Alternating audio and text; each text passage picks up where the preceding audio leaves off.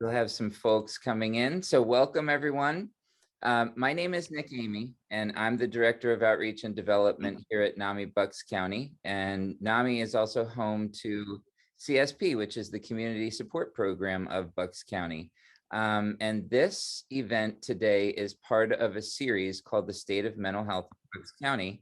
And we will get together and have conversations about items for advocacy, important talking points, and just general services and supports around the county that we want you to be aware of, so that if you're aware of the things that the county offers, you can be a better informed advocate. And so today, we've invited our mental health administrator from Bucks County, Donna Duffy-Bell, to present on how to advocate for an increase in mental health-based funding.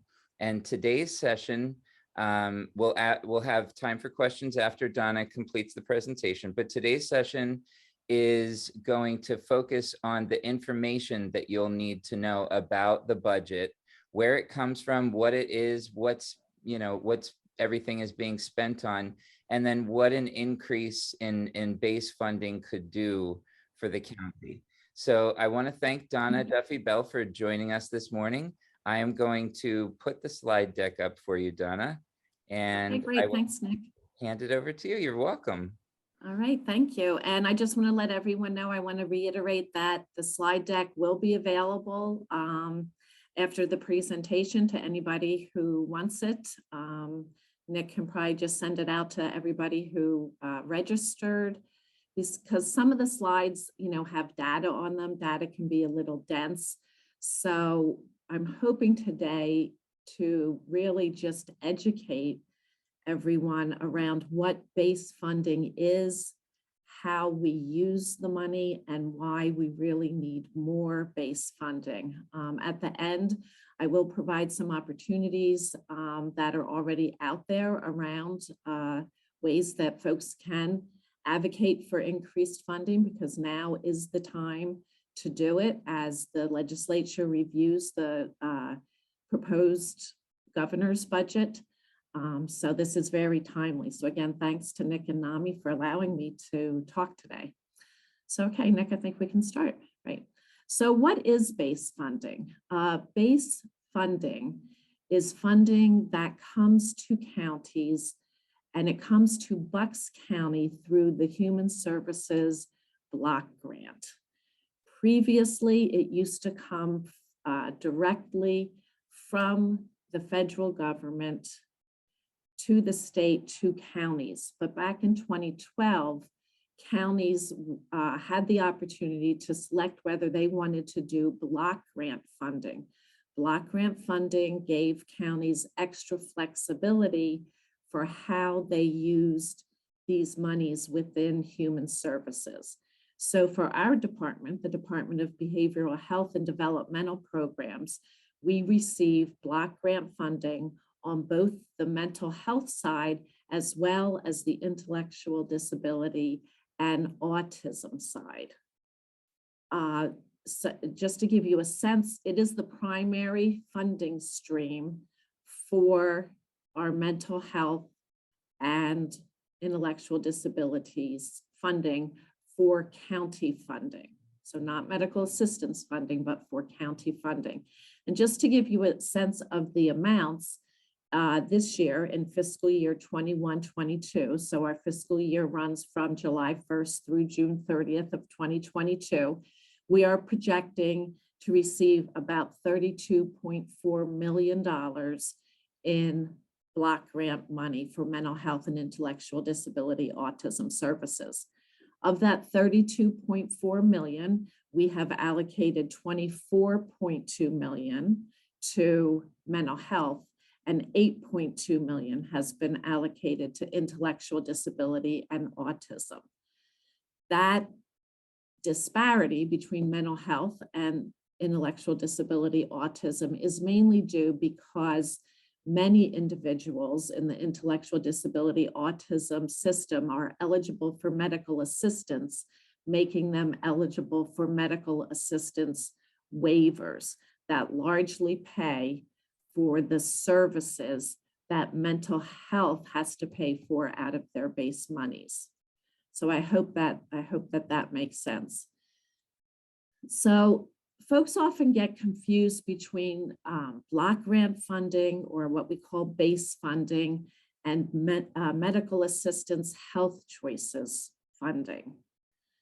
Our base monies are used for individuals who do not have medical assistance insurance and or who need services that are not paid for by medical assistance or health choices. So to give you some examples of what we use base funding for, our mental health housing would be one great example of how we use our base funding. In addition, any prevention efforts that we do, so education, training in the schools, or for example, like NAMI, but they're ending the silence program in schools, other prevention curriculums in schools through other providers are also funded by mental health base dollars. Prevention is so very important because we want to have prevention to build resiliency in our community, mental health resiliency, and we also want early intervention so that individuals are not needing to access our most expensive higher levels of care. We want individuals to be, served in the community in the least restrictive settings. And so prevention and early intervention efforts are so very important. Other examples, specifically, in Bucks County that we use base funding for is the QPR, the question, persuade, and refer suicide awareness prevention and awareness trainings, mental health first aid trainings. We have funded empathy programs in kindergarten, curriculums that build empathy and focus on diversity and inclusion beginning at the kindergarten level. Some of our new initiatives that we've done, our mental health court that we started and the affiliated men's wellness house. That is all, the wellness house is all mental health based funding in addition to a drug court grant. But again, these are some of the specific examples of how we use our block grant funding. Again, I said it's for individuals who don't have medical assistance and or services not provided by medical assistance. Crisis services is another area where we provide a fair amount of base funding. And I have a slide a little bit later that reflects just how much money we are spending out of base on crisis services. And a large piece of that also has to do that many individuals are also covered by commercial insurance. Commercial insurance does not offer the comprehensive scope of services that medical assistance and base funding allows for. So we are also using our base monies for individuals who are commercially insured and whose insurance does not pay for some needed services. Okay, next slide. Okay, this gives you a sense, this breaks down just the, I had mentioned the 24.2 million that we project to get for 21-22. This slide reflects what we actually received in fiscal year 2021. Since that fiscal year, ended this past June 30th, we can report on actual numbers here. And it gives you a breakdown of all the different ways that we are using our mental health allocation in Bucks County in terms of the different areas of support. As you can see, the 56.3% is for residential and housing support, mental health residential and housing support. Next slide.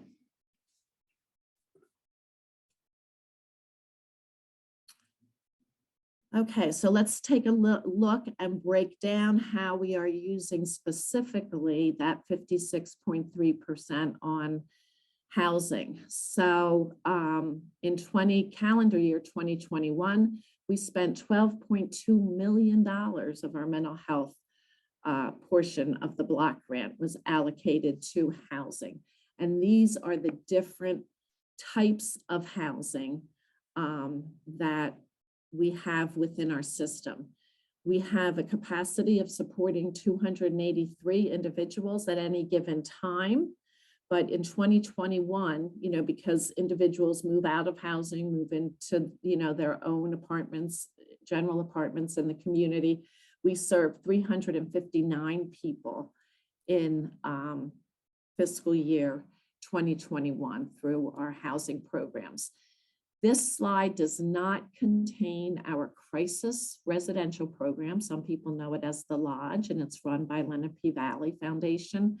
We have included the Lodge's data and money affiliated with base monies for that in a crisis slide that I'm going to show you. But again, we also, even though we have this capacity in Bucks County, it's not enough for our housing need.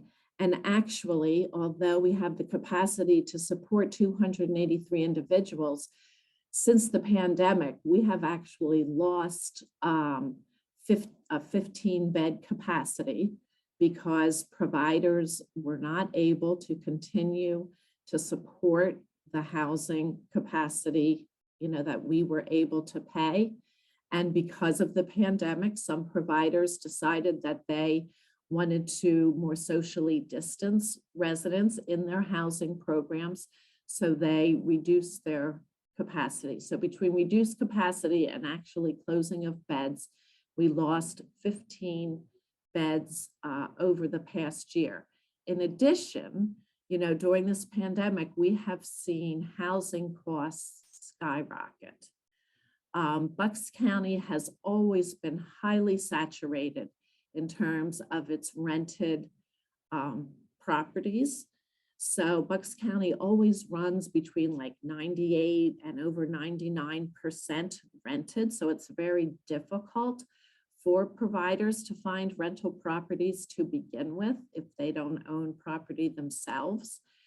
And what has happened since the pandemic, with even increased demand, is that landlords are being and complexes are being bought by larger management companies who are definitely more for profit. So these larger management companies are able to put rents above the fair market value. And so they are basically pricing us out in terms of what we can pay providers to rent properties. And so just currently now we have a provider who received a lease termination. They provide 20, I hate to call it beds, but a capacity for 20 people at any given time, housing force at the CRR max and 8 at the supported housing level. So 12 beds at the CRR max level and 8 beds at the supported housing level. So that's 20 beds that we are scrambling to find another property to be able to rent so that we can continue to house those 20 individuals and not lose even more capacity. That said, I do want to give a call out to our efforts that are being made by our local housing options team and the housing continuum of care, and everyone who is helping to incentivize landlords. We have actually put some money towards incentivizing landlords to want to rent to our service providers, hoping that that will help in securing some rental properties. But again, to just bring this back to the base funding, if we had more base funding, we could pass more monies on to housing service providers so that they could pay sustainable increased housing rents. So that's the link that I'm trying, to make here with this housing slide. Okay, next slide. So, our base funding, I said, we're projected to get the 32.4 million. And while over the years we have gotten some monies for new projects, for example, I'm trying to think of some things, right off the top of my head here. We did some forensically enhanced initiatives as an example. So we've gotten some one-time, they're not one-time monies, they actually will be annualized. They're called CHIPS, Community Hospital Integrations Projects Program. Can't say that fast too many times. And those monies are annualized, but again, it was for development of new things. We have not gotten a cost of living increase, a COLA. We have not gotten a COLA on our base funding, and all projects that, have started since 2007, 2008, fiscal year 2007, 2008 is the last time counties received a COLA on their base funds. So all those projects, that we started at that time, and all the expenses that have gone up,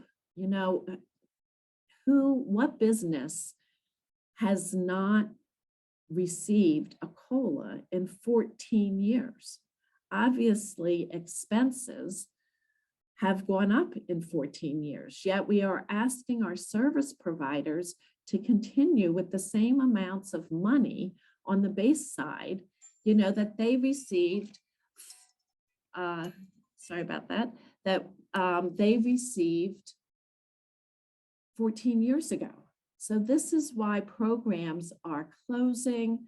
This is why programs are reducing their capacity. They're looking for ways for how they can stay alive in the absence of receiving these COLAs. And so this graph here basically shows that over these 14 years, we have really lost about 31%. And I would say now with inflation this year in 2022, it's much more than that. But we have lost, over 31% of our purchasing power. So what cost us $1 million in 2007, 2008 now costs us, 1.3 million. And so this is, some of the common sense that legislators need to understand, and the general public, needs to understand. There's increased demand, and yet we have less purchasing power to meet that need. And we need, what you also hear too, and this gets a little bit into the weeds of it, but we often hear, well, from legislators, we did medical assistance expansion back in 2015, making more people eligible for medical assistance. Yes, that's true. And, medical assistance and health choices, which health choices is managed medical assistance, is incredibly helpful to our system and has allowed us to braid funding on so many great new projects. But again, not everybody has medical assistance or health choices, and not every service is a category that is covered by medical assistance and health choices. We also hear that counties are carrying over money, base monies year to year, and that can also be true in some years. But money that is carried over doesn't mean that that money was not allocated. It means it was allocated to a project which, for whatever reason, has not been utilized at the level that it was anticipated to be utilized. For example, during the pandemic, we have, tried to bring up some new initiatives that are delayed. For example, our Forensic Diversion and Treatment Center. With supply chain issues and staffing shortages and a host of other reasons, that project is taking longer, much longer than originally anticipated to get off the ground.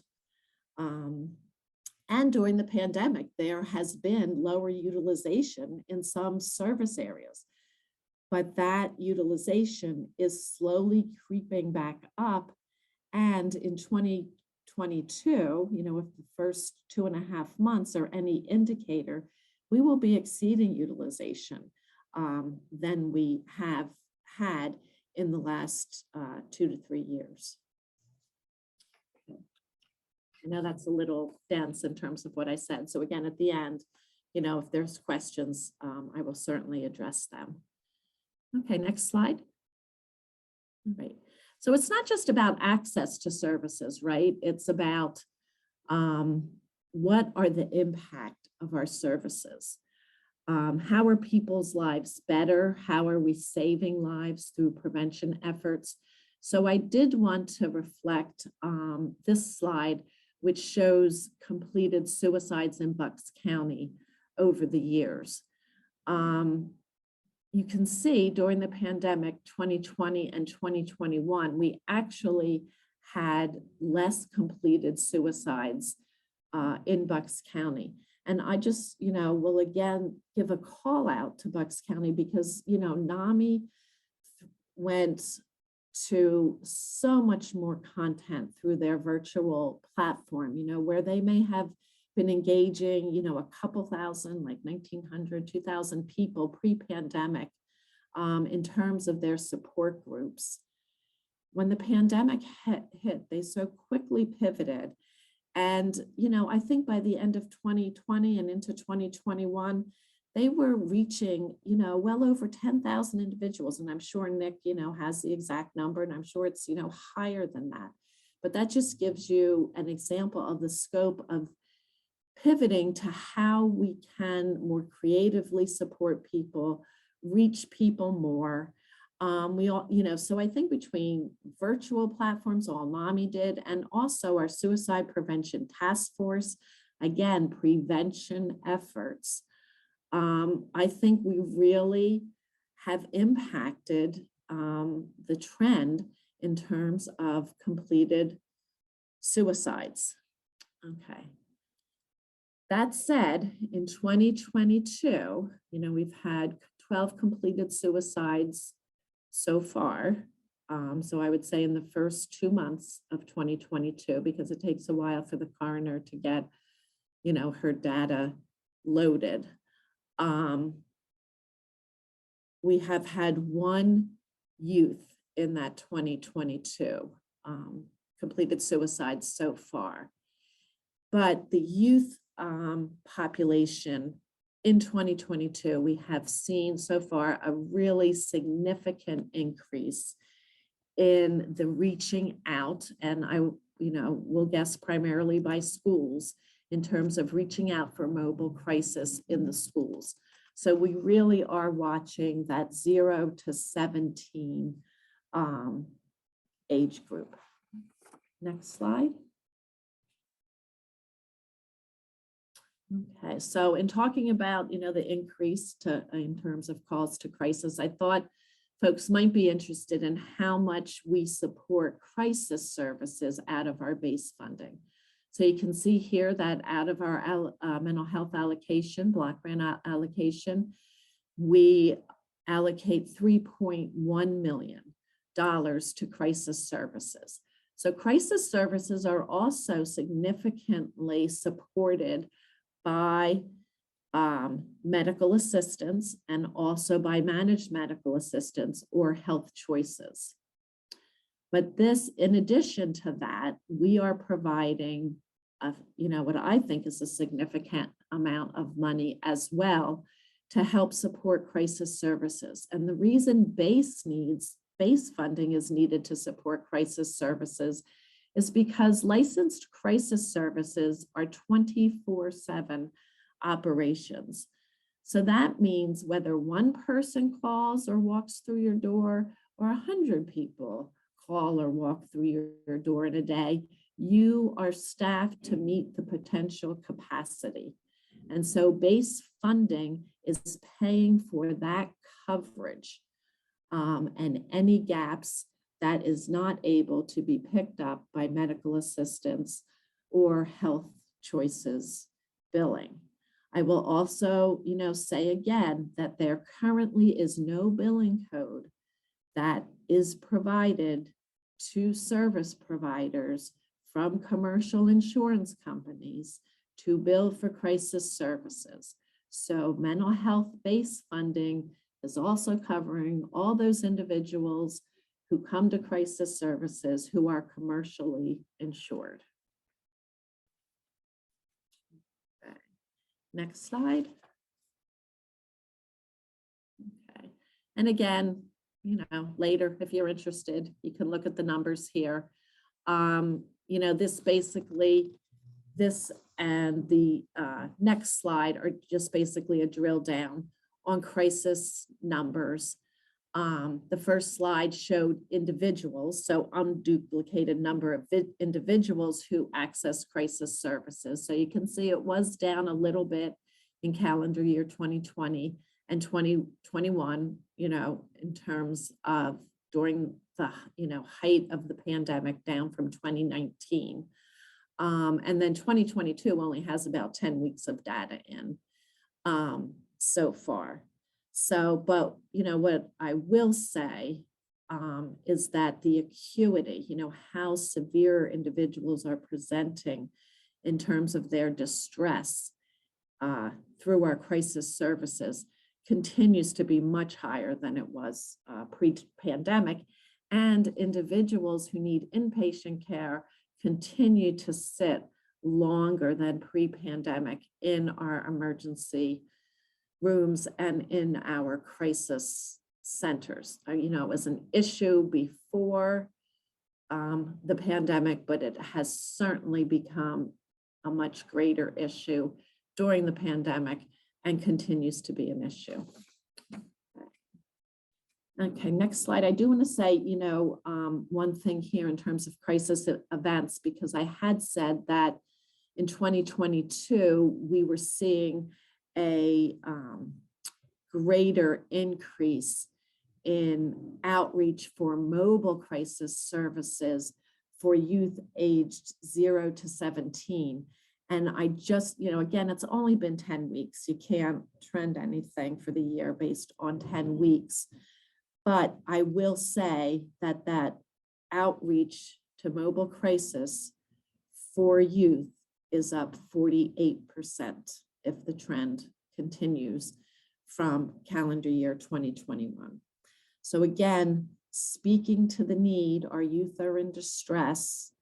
We need monies for prevention and early intervention and additional support to our schools. Okay, next slide.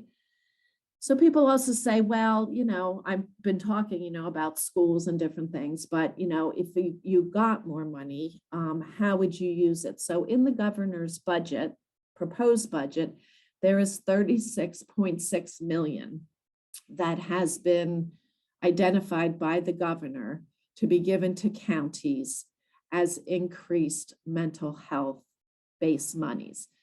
So, that sounds like a huge number. And, one of the takeaways is we must preserve that number. Even though it sounds like a lot of money, we have 67, counties in Pennsylvania. 36.6 million is not a lot of money across 67 counties. And of course, we would not know how it would be allocated to the counties. But we definitely don't want to settle at this time for anything less than the 36.6 million that has already been proposed. So in Bucks County, as I've tried to reflect through, these different slides, we would definitely look at the monies that we are giving to service providers for current services, for services that have been suffering these past 14 years. As I also mentioned, we would definitely do more around increased prevention efforts in schools. There's evidence-based, training and educational curriculum around there around building resiliency. We don't really have any after-school programs that we can fund. These are all things that would not be payable by medical assistance or health choices, but still very important things that can help build resiliency so we have more mental health resiliency in our community, and as individuals reign and become age and become part of the adult community. It's not listed here on this slide. I will update it when I give Nick my final slide deck, but we would also use it for long-term structured residence program. We had requested this past year for base funding to bring up another long-term structured residence. We just opened one 2 years ago in Quakertown. We really need another one. That is a highly structured, intensively supervised housing program for 8 individuals. We need that because we are log jammed in our system.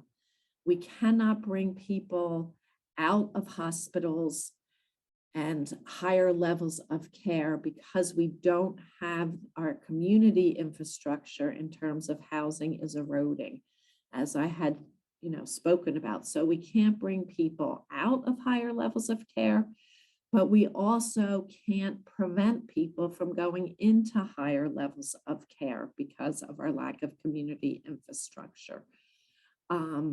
For example, it would be much better for an individual to be supported in an LTSR, a long-term structured residence, than to keep circling back into inpatient care. So again, we try to think about base funding and improving the flow of individuals flexibly across the continuum of services so that people get what they need when they need it.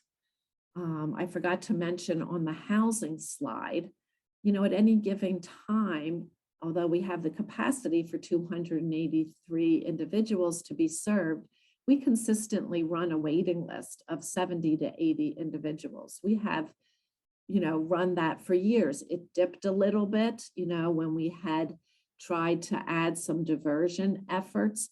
But, now with our reduced capacity in housing, the loss of the 15 beds, the lease termination notice, we're creeping back up, and we're now back into that 70 to 80 people waiting for housing. So, and people are waiting years for housing. It's not like they're waiting like 2 weeks for housing.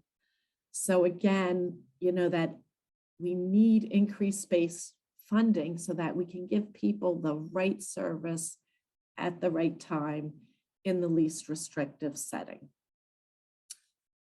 Some other things here that we would like to do, I mentioned the men's wellness house that's associated with our new mental health court, which just opened in August of this past year, 2021. We would like to do a women's house for, the women that are coming through mental health court.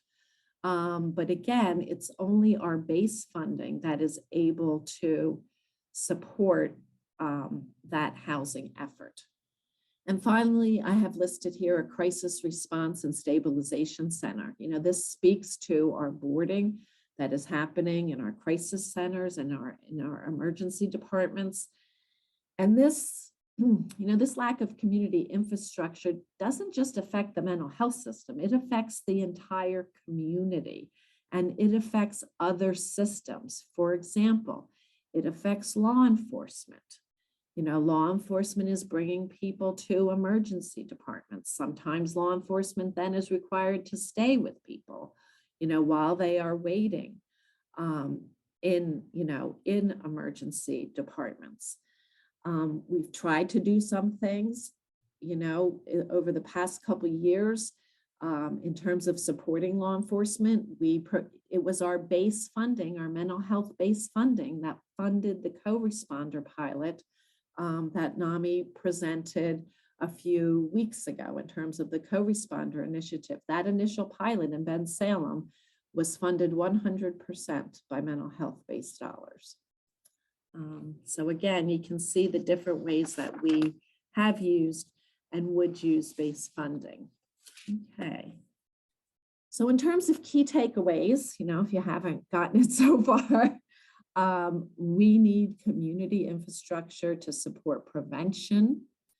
And we need a sustainable funding source, not like, oh, well, you didn't use all your money this year, you could use that.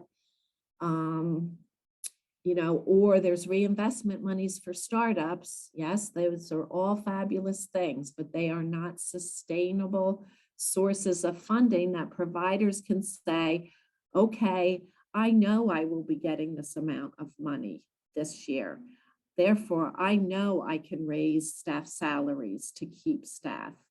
Therefore, I know I can, rent this property and be able to pay the rent and utilities on this property. Again, we've talked about that before for people who are uninsured or have other insurances that don't cover the needed services. We need the whole 36.6 million to stick in this proposed budget. Taxpayers are going to pay one way or the other, and communities are going to pay one way or the other, because they're paying one way or the other now. People are going into inpatient levels, maybe more than they need to be going into, which is the highest, most expensive level of community care. People are going into our jails, again, paying for people to be in jail when they could probably be better supported in the community with different efforts, with increased community infrastructure. So not increasing the base is not without cost to communities. And I would argue that increasing the base actually will have a net effect of being less costly in the long run. And again, finally, everyone's voice can make a difference. Counties are only in a position to educate the public. We are not, in a position of advocacy, but we are in a position of education. And that's what I'm hoping that, my presentation and slides have done today, is educate you on what we get, how we use it, what we need. And then I do want to mention in our last slide here, that the Pennsylvania Association for County Administrators, it's a state association, has contracted with Shelly Lyons, who can do this advocacy on our behalf and on the behalf of our communities. And so I did, and I don't know if anybody from Shelly Lyons wants to be unmuted to say anything, because I think I did see that Shelly Lyons is on the call here, but they have started efforts on Facebook. They have also, under this partnership called PA Mental Health Partners, as you can see here, you can see the Facebook page. They have also started petitions that people can go on the link and through the Action Network and sign petitions that get submitted. And then when individuals visit the Facebook page, sign petitions, this then, gains traction in terms of being able to feedback to legislators and say, you know, look how many people, our communities are talking to us. Shelly Lyons also is available for consultation around, you know, the writing of letters to the editors and opinion editorials. They're doing, you know, billboards around the Capitol area where legislators, you know, drive into the Capitol, you know, to be able to see, to get the word out about increased space funding. So I did provide Pete Shelley's email here for contact by anyone, but I don't know again if Danielle wanted to talk. Sure, Donna. Okay, yeah, because I'm just blabbing away here. No, so. no, that's okay. You're doing a great job. Thank you so much I'm glad to join you all on this call. And Donna did a great job basically outlining what we do. We're based in Harrisburg, so we do help a lot of organizations lift up their issues using, you know, their folks and their stories to help make an impact in the legislature. And, you know, this advocacy really can't be successful without, you know, all of you who are so passionate and hands-on involved in this issue, helping to share your story and lift up the need for this funding. Donna has, you know, a great link to the petition and the Facebook page, and we're always glad to help folks craft letters to the editor and opinion pieces. If you don't know, a lot of times when you're reading a letter to the editor or an opinion piece in paper, chances are someone like me and my colleagues have helped people hone their message so that we can make it most compelling, not only to the opinion editors who pick, you know, which pieces run, but also, you know, help summarize all of the issues in a succinct fashion in a way that can also appeal to the legislature to try and make a difference.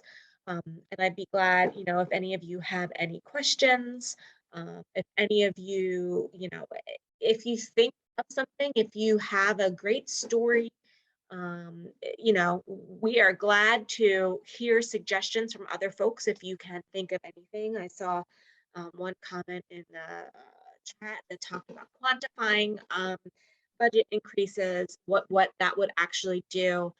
That's always very helpful. So we are open, like we have worked with the county commissioners in the association and the folks there who work on mental health across the state. And we are always glad to hear what local communities on the ground are doing in regards to mental health, so we can lift up those stories and those impacts. So we can always serve as a resource. I've also put my contact information in the chat. Feel free to contact Pete or me, and we'll be glad to, you know, talk or email, whatever you, Zoom, whatever format you prefer. And Donna, I do did you think I also covered everything? Yeah, no, that's great, Danielle. And I did also see in the chat, you know, from Malcolm Burgess, who is on our mental health developmental programs advisory board. They also have an advocacy subcommittee who is very interested, you know, in connecting with others for maximum advocacy impact. So again, I'm sure the advisory board will be in touch with your company, Danielle. Great. And thank you, Malcolm. Awesome. And I want to thank you, Donna, for that presentation, and thank you, Danielle. That was, I don't know why we didn't do this sooner, but I'm glad we did it now. I mean, well, now is the time, though, to be impacting, as you know, budget hearings were happening and, you know, legislators will be voting. Absolutely. And before we get to any questions, I just want to remind everybody, before you know, go to the campaigns and everything like that, come and join us on the 31st. We'll do a NAMI Smarts for Advocacy training from 6 to 9. And that'll help you to start crafting your story. And we'll give you the basics of, who to reach out to, why, and what the most impact will be with your personal story. And that training will give you the ability to, in 2 minutes or less, tell your story to a legislator about why the budget increase is so important to you personally and the effect it'll have on Bucks County. So join us for that. A lot of you are already signed up for that. But I think the biggest question, Donna, that came through was in summation, can people like us really make a difference?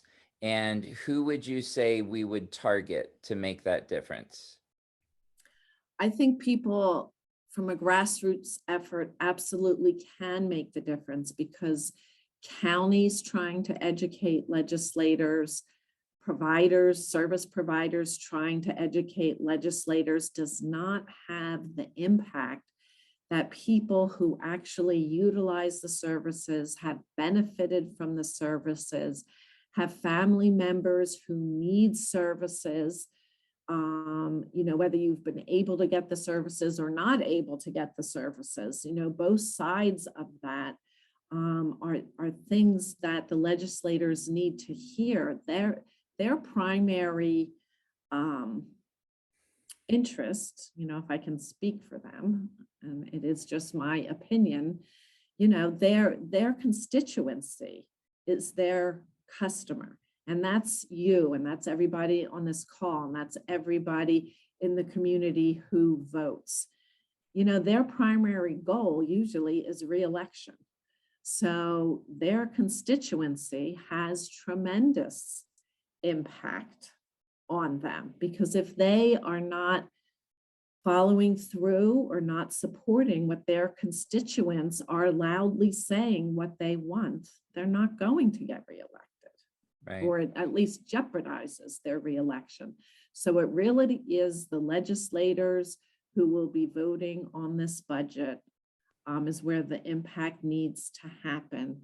And in all the different platforms, the digital platforms, newspaper, our older, and I'm putting myself in there, I still get a hard paper newspaper delivered every day. Okay, I've said that now publicly. I can be shamed now. We read the newspaper. So letters to the editor, and telling your stories also, through the newspapers, is so impactful. So yes, and now that we also, have this connection to Shelly Lyons, let's use them. Use it. Yeah. So and that's what I would say.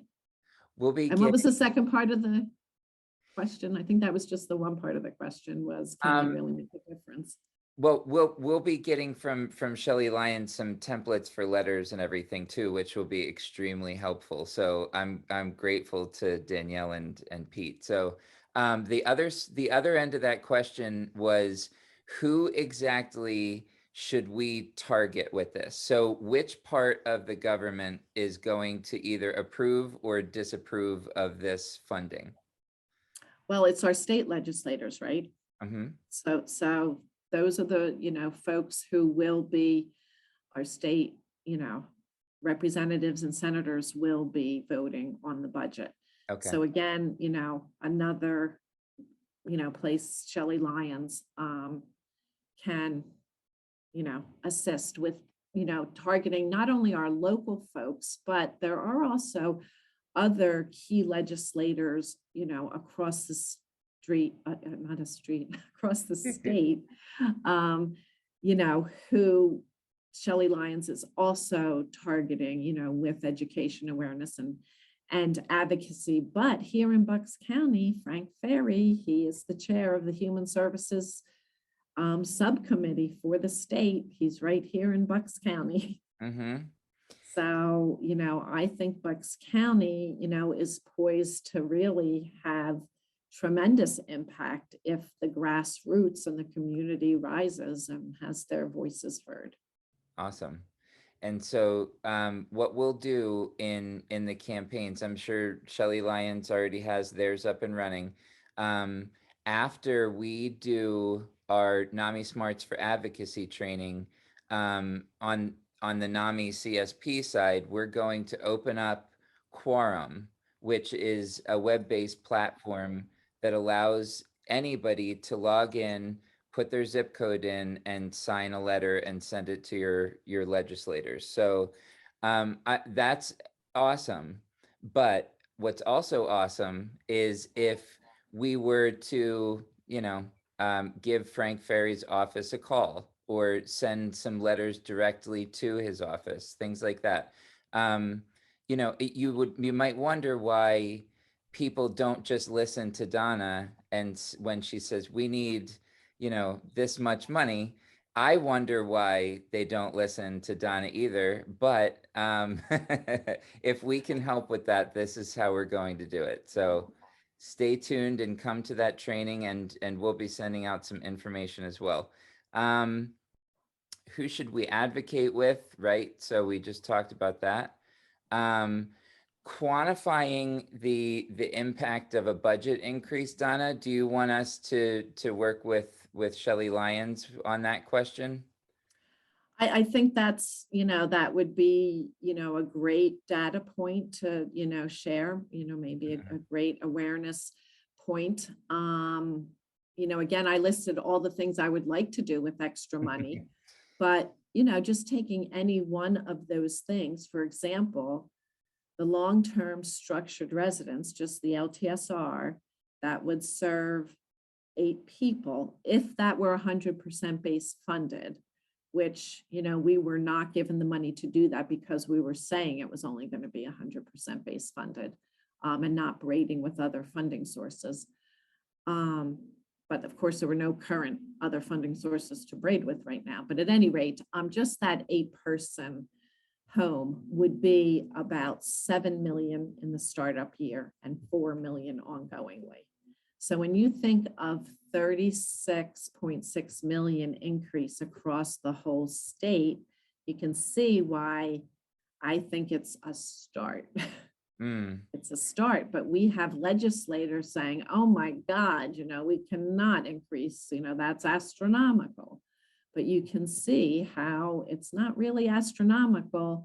Yeah. And also, how much have we lost on the total Pennsylvania base funding by not having a cost of living increase on that money since in 14 years? How much is that amount of money? Plus, there was a cut in base funding actually had a 10% cut in 2012 when they went to block grant funding. That same year, there was a 10% cut in base funding. So we lost a lot of community infrastructure then too. Well, and you can just tell by numbers at NAMI are what I know.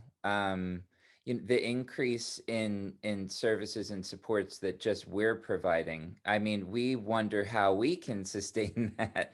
So with no increase at all for county services like crisis and residential, if you divide it by the 67 counties, it's only about 537,000 that each would get.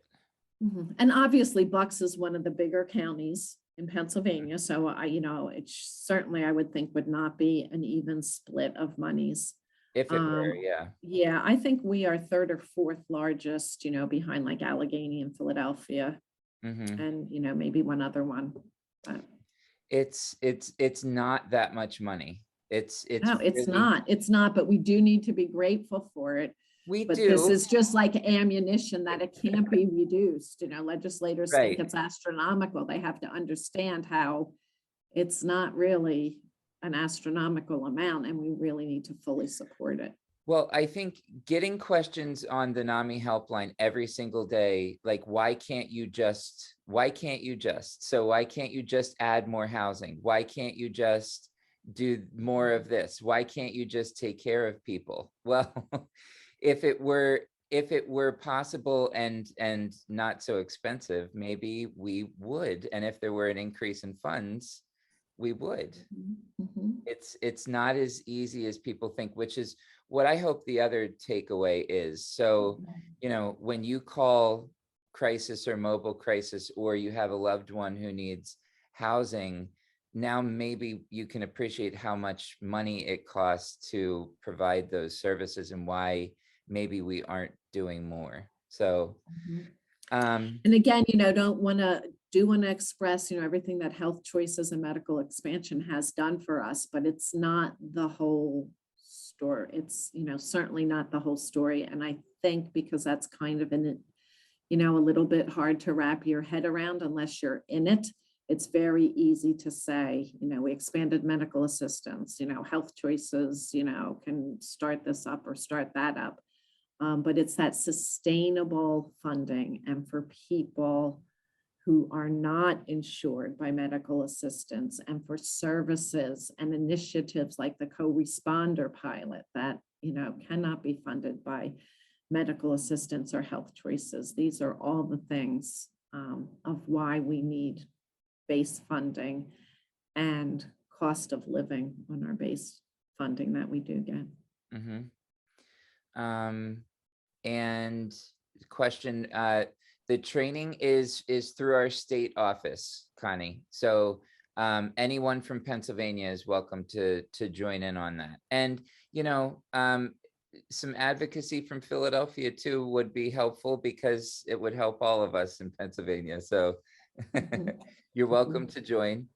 You're welcome, Absolutely. Nancy. And every county has county commissioners, Pennsylvania Association for County Administrators, PACA, MHDS, Mental Health Developmental Services, is an affiliate of CCAP. CCAP is the County Commissioner Association of Pennsylvania.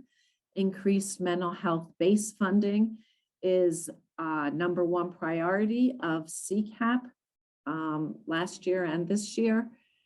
So again, every county has commissioners. Go to your commissioners. We are trying to engage commissioners in getting out there with legislators as well and saying, my county wants this. And yes, let's target all legislators who are involved in mental health committees as well. There's a mental health caucus that deserves some of our attention. Some of the legislators involved in that aren't, necessarily from Bucks County, but that's another committee that would be helpful to target regardless of geography. Absolutely. Donna, what date do the legislators vote on this budget? I don't know what the actual vote dates are. Well, Danielle, the constitutional deadline is June 30th. Okay. I just knew we had like 2 months to get to pressure pressure people. Awesome. Well, thank you, Danielle, and thank you, Donna. And let me just check, do one last check for questions and make sure that I answered everything. What are the steps necessary to increase? Are there any communities or demographics, Donna, that people who are particularly affected by the lack of mental health base funding? Is there any community in particular or group of folks? Well, I would say, individuals who do not have medical assistance and do not have commercial insurance, which cover certain services. I would think that those individuals are particularly impacted, especially, individuals with no insurance. We are looking at our outcomes in terms of things like race and ethnicity. Are there any inequities there? On the health, through the Health Choices, but counties are involved as well. There are regional accountable health councils that have been in operation over the last, I'm going to say, year and a half, who all they are looking at is geography and equity in terms of the social determinants of health. So in terms of housing, in terms of access to healthcare, in terms of physical and mental health diagnoses, to look at the data of specific counties in terms of where there might be inequities. But again, certain populations, I think, in terms of what we're seeing in crisis, and what we're hearing from schools, I would say our youth is a particular, population. I would also say, our older population, I did not drill down on it on that particular slide, but there had been last year and the year before a disproportionate increase in individuals over the age of 60 with completed suicides. Again, the pandemic, isolation from the that the isolation that the pandemic caused, older individuals not necessarily being as linked in with tech support, as the younger generation is. There's so many different populations. Veterans, veterans is another one. We're lucky in Bucks County, Veterans and Military Affairs has now just within the last month or so been incorporated into the Division of Human Services. So I think that really makes sense. Tim Wynn is the director of that department. And so hoping also to see, how can we as behavioral health, link with veterans more and with veteran efforts more. And basically, if you see a NAMI support group about it, it's an area that needs some support. There you go. That's very good. During the pandemic, you really responded to what you were hearing people calling about and developing, and launching groups quickly to support those trends. Yes. Yep. And so peer support is important. And so the last question that I've got was from Becky, who wants to know if there's any possibility of there being an increase in the dollars we spend on peer support. We actually did put that into a CHIP plan, and we did provide increase base funding for peers. Now, peer support is also something that, if delivered by certified peer specialists, is something that is reimbursable through medical assistance and through our Health Choices program and through our base funding. But we did increase our base funding of it for Central and Lower County through mental health partnerships this past year. And we are also looking, base funding. Sometimes our managed care organization pays, sometimes we pay. But we did, the peer support certification training. We did pay for out of base funds, and I'm hearing that we need to do we're due for another training, or we need another training. So yeah, perfect, awesome. Well, I know that you're busy because we are busy. And so I just want to thank you for taking the time, Donna, to explain all of this to us. And I do hope everyone understands just how hard and how much Donna works to make the little bit that we do have work for as many people as she possibly can. So, and I would say it's a group effort and it's a community effort. And that's why our community is so important. Not any one of us is going to move mountains, but we really could as an entire community, I believe. I believe we can too. So thank you again, Donna. And I hope all of you will join us on the 31st for our NAMI Smarts for Advocacy training. You don't have to be in Bucks County for that, but we hope everyone from Bucks joins us. And if you need anything, I'm the one who sent out confirmations. Feel free to email back with any other questions you might have, and I'd be happy to answer them. And again, thanks, Donna, and thanks everyone for joining us. And I'll send you an updated slide deck, Nick. Awesome. And I'll send that out to everybody too. Okay, thanks. Very good. Thank you, everybody. Have a great day. Bye-bye. Bye, everybody.